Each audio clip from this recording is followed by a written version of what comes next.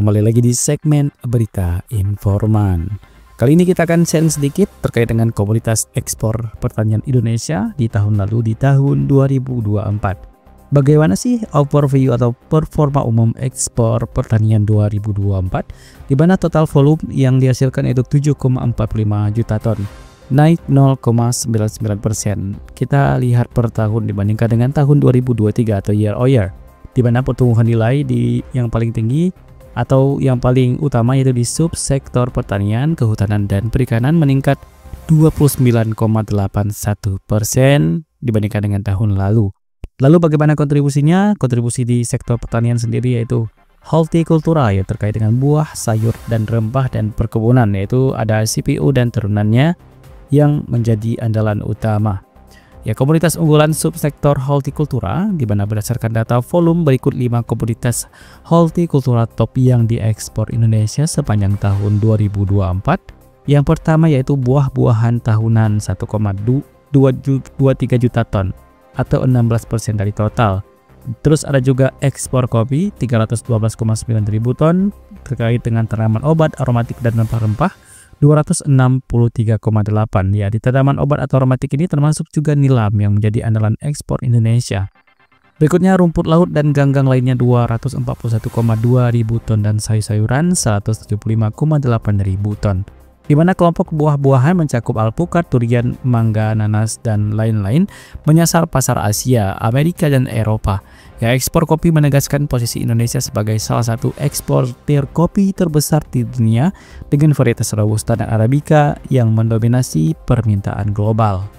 Ya, di dalam ekspor ini juga yang paling mendominasi yaitu CPO atau minyak kelapa sawit. Ya, sebagai komoditas perkebunan unggulan, minyak kelapa sawit atau CPO masih memegang porsi terbesar dalam struktur ekspor pertanian Indonesia, di mana sepanjang 2024 ekspor CPO dan turunannya tercatat 21,60 juta ton dengan nilai mencapai 20 miliar US dollar. Ya, namun volume ini menurun 17,33% dibandingkan tahun 2023, sedangkan nilainya turun 11,78% dibandingkan dengan tahun lalu. Ya, penurunan tersebut dipengaruhi kebijakan tarif impor di negara tujuan utama seperti India serta fluktuasi harga di pasar global. Ya, selain CPO, subsektor perkebunan lainnya seperti kopi, lada, dan kakao juga memberikan kontribusi penting, di mana kopi, lada hitam, lada putih, dan biji kakao diekspor ribuan ton, di mana salah satu yang paling tinggi yaitu kopi dengan 312,9 ribu ton, dan juga ada juga dilanjutkan dengan lada hitam, lada putih, dan biji kakao di 13,2 ribu ton. Ya, permintaan lada dan kakao meningkat di pasar Amerika Utara dan Eropa berkat tren konsumsi coklat premium dan produk lada organik. Ya, kontribusi komoditas lainnya di mana beberapa komoditas pendukung dengan volume yang lebih kecil namun tetap strategis yaitu ikan segar atau ikan dingin, termasuk di dalam ini ikan tuna yaitu 60 ribu ton, ada jagung 55,9 ribu ton, ada tembakau, hasil hutan bukan kayu, sarang burung walet, dan komoditas lainnya di mana campuran horti dan perkebunan minor. Ya, kelompok lain-lain ini mencakup aneka olahan sayur, umbi-umbian, dan biji-biji lain yang terus berkembang seiring perluasan pasar tujuan. Ya, bagaimana sih tantangan dan prospeknya ke depan, di mana yang paling penting yang pertama yaitu diversifikasi pasar. Ya, mengurangi ketergantungan pada pasar tradisional di mana Asia Tenggara, Tiongkok, dan India dengan menembus negara-negara Eropa Timur dan Afrika. Yang kedua itu peningkatan nilai tambah yaitu mendorong hilirisasi, misalnya kopi roasting, minyak kelapa sawit olahan, serta memaksimalkan devisa.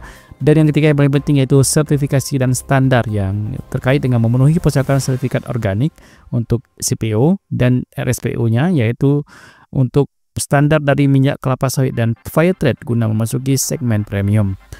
Yang keempat yaitu adaptasi iklim, yaitu mengembangkan varietas tahan cuaca ekstrim agar produksi tidak terganggu perubahan iklim.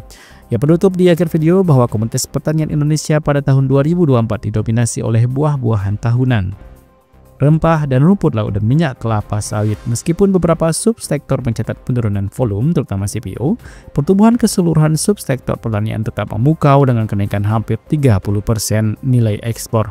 Kedepan fokus pada diversifikasi pasar dan peningkatan nilai tambah akan menjadi kunci mempertahankan momentum positif ini. Demikian, terima kasih dan sampai jumpa di video informasi bermanfaat berikutnya.